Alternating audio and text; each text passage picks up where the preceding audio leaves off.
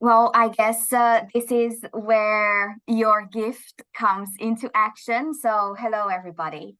Um, this was something that really, really made both of us looking forward to. And I was so humbled and so grateful when Sundari stepped up the challenge and said, "Can you just open this conversation?"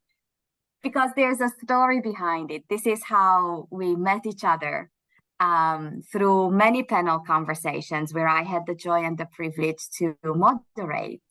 And a wonderful friendship came out of it, and so many stories came out of it. Um, and even this space for sharing our stories came out of it. So thank you so very much, Sundari, for inviting me. And thank you so very much for giving me the gift and the honor of opening the conversation. That is so Sundari generous of you. So thank you.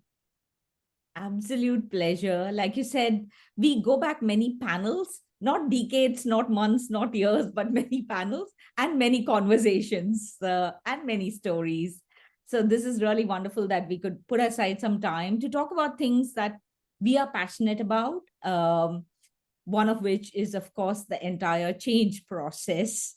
And I will say process and leave it at that because that's a indication of what might be. Why not change management part of it? I will park it there for now. So maybe we can just quickly introduce ourselves. We know each other well. Maybe our audience doesn't.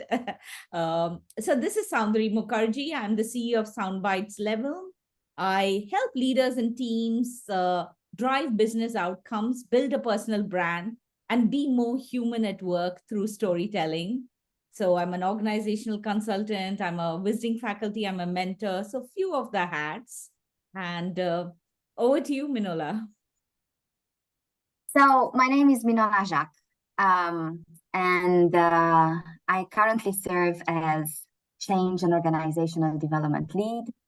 I think of myself as a journalist by trade and a change manager by choice.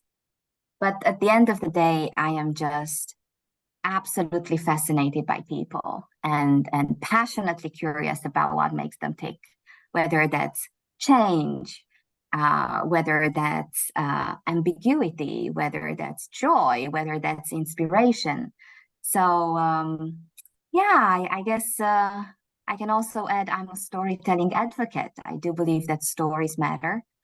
And above everything else, the stories that we tell ourselves matter most. So thank you, Sundari, for having me here. Yeah, no pleasure. I had actually posted a video yesterday, and I'm dating this conversation. So, like, we are on 30th of June today. So, talking about, so what do you do? One of those questions that everybody gets asked, and most of us fare pretty poorly in trying to respond to that. Especially because our identities are so woven around our work uh, Mm. and our titles and our designations, part of it. And in that, the story of what we tell ourselves first, so we can define what we do before we tell the story of to others, so that they can get to know what we do. Part of it comes in. And I think it blends in nicely to this conversation, where we want to talk about storytelling for change.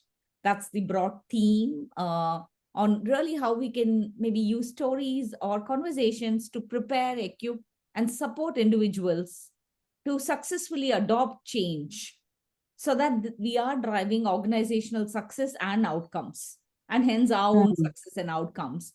So, that's the broad nature of it. And when we talk about storytelling for change, it's always a thing about what inspires people to change, what inspires organizations to change, why is there a resistance. So I was listening to this podcast this morning. It was on his Impact podcast. I'm forgetting the exact title, but it had Dr. Ronald Fry, who's Mm. the one of the founding authorities on appreciative inquiry. And he talks about this time at their home when, out of the two children that he has. The elder one left for college pretty far away, and the younger one was at home, and the dining table conversation just absolutely changed. They didn't know what to talk with each other. Mm. It became this uncomfortable silence, and you'll have to do a typical thing. How was your day? And like one eye roll or one teen thing used to happen with the younger son. So then he really thought to himself and he said, I've spent so many years working in this appreciative inquiry and I'm not applying it to my own life. How to ask a crazy good question, a better question where we can have a dining table conversation? And he goes and then he asks about, what was the best part of your day today or something like that. And that first, of course, got met with saying, are you applying your work on me?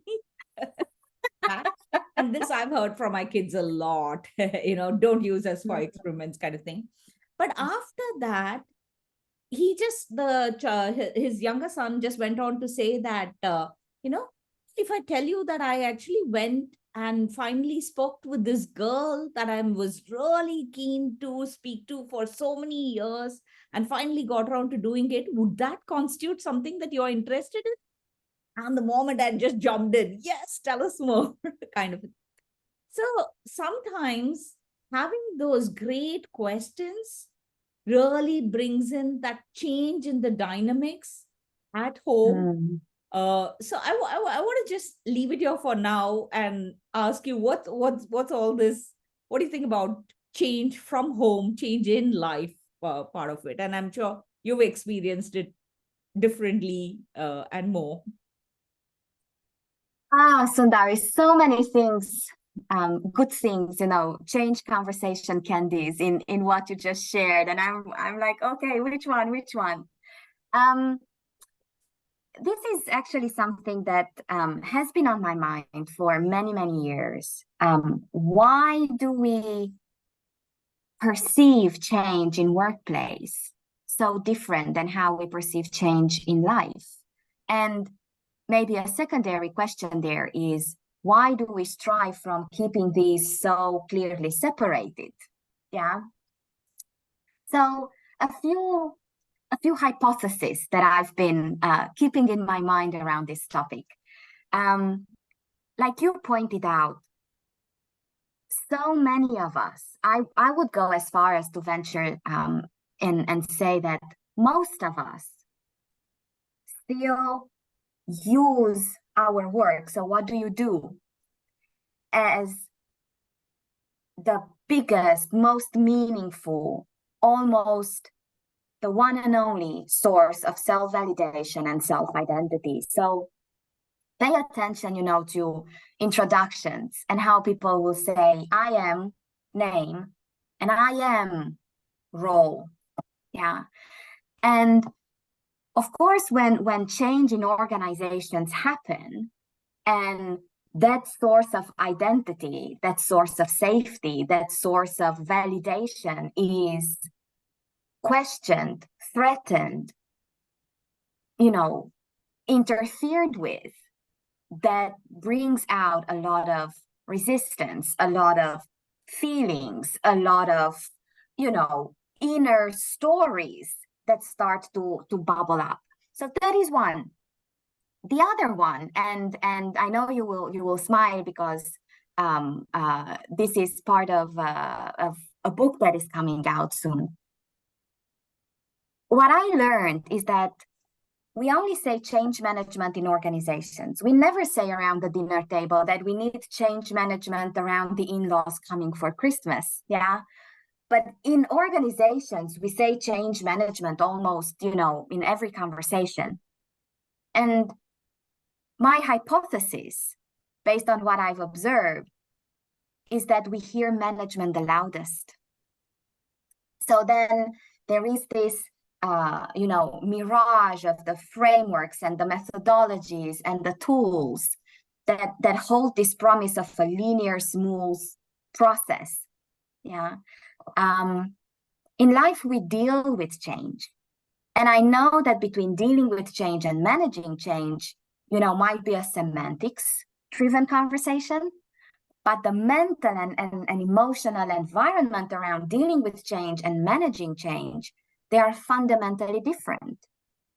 And I would invite everyone actually to bring some of the, let's say, disciplined common sense of managing change around the dinner table, but also bring the vibe of the dinner table, bring the safety of the dinner table, bring the intention of the dinner table into managing change.